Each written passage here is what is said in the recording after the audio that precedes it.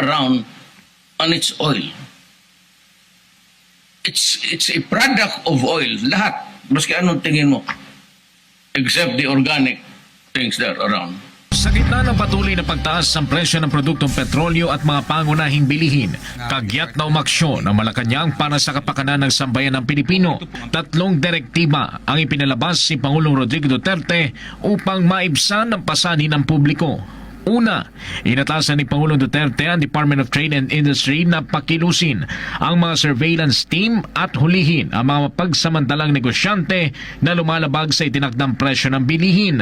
Pangalawa, ay inatasan ni Pangulong Duterte si Labor Secretary Silvestre Bello III na alamin kung dapat itaas ang minimum wage ng mga manggagawa sa bawat rehiyon.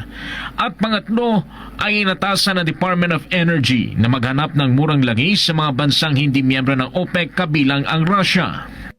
Just make sure that you realize and understand the importance of oil and how it would affect all nations. Talagang magdaan tayo ng hirap.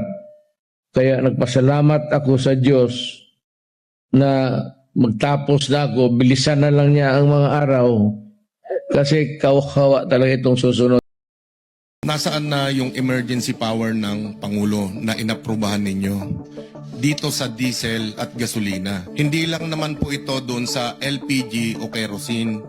Ang priority talaga yung diesel dahil ito yung mas malaking kinukonsumo ng bansa natin, lalo na ng mga drivers. Yung LPG at kerosene lang ang tinanggalan ng excise tax dito sa emergency power.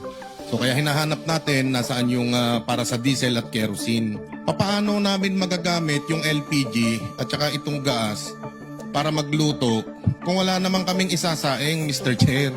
Wala kaming pambili ng bigas, wala kaming pambili ng ulam, wala kaming kita ngayong araw kasi nga hindi naman kami makabiyahe sa taas ng diesel.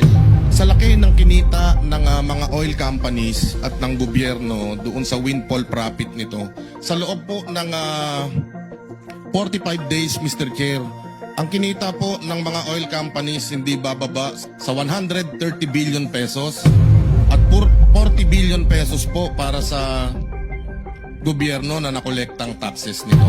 Sapat na yon para sana makompensate yung mga driver na nawalan ng trabaho o tumigil doon sa pagbibiyahe, lalo na po yung mga drivers natin. Sa Asia Pacific po, Mr. Chair, may nakapark na 43 billion barrels na crudo, equivalent to 2.5 billion liters ng crude.